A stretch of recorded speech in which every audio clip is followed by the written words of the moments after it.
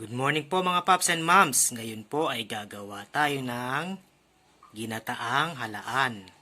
Let's do it!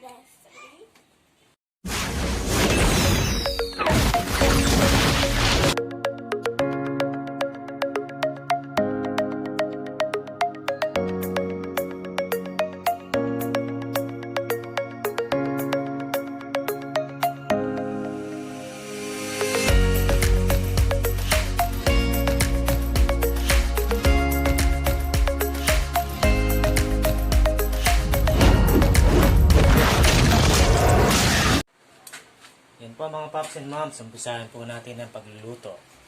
Maglagay muna tayo ng mantika Oreos. sa ating kawali. Wali. As usual, kasama na naman natin ang ating kusinerong... Pagka na meron. Sige. Dapat ilagay tayo. At maglagay tayo ng garlic. Lagay tayo ng... Garlic. Haluin mo.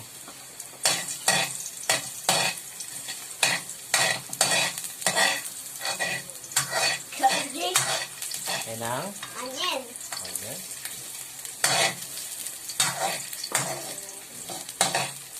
Yan ang... Potato. Potato, ginger, luya. Haluin mo. Halo-halo. Igloo. Yan ang ating halaan.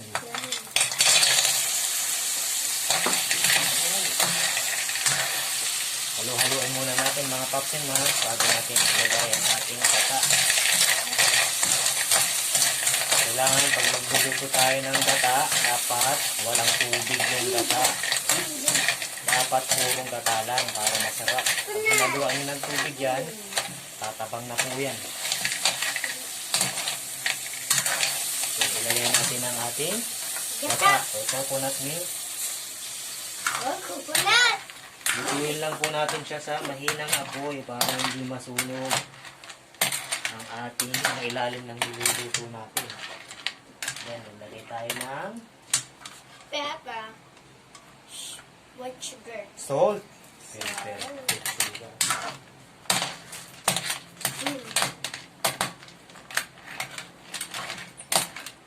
Lagay ng pepper. Peppers. Hintayin lang po natin siyang kumulo or magmantika. Ang pagluluto po ng gata, medyo matagal po yan. Talagang pagmamantikain po natin yan para mas masarap ang ating Wow, niluluto. sili. Mamaya pa yung chili, mamaya pa yung chili.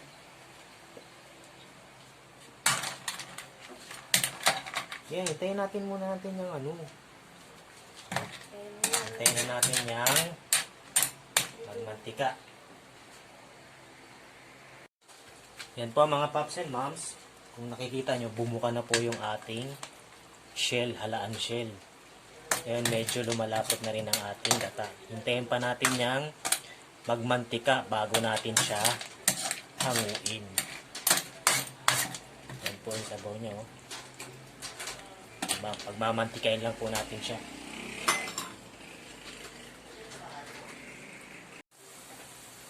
Yan po mga paps and moms, nagmantika na po ang ating gata. Yan po, tignan niyo po mabuti yung mantika niya, lumabas na. So, pwede na po natin itong hanguin. Ito po ang aming tanghalian ngayon.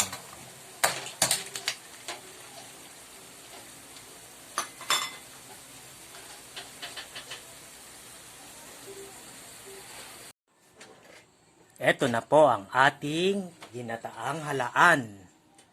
Ito po ang aming tanghalian. Let's eat na, Yop! Let's eat. Let's eat!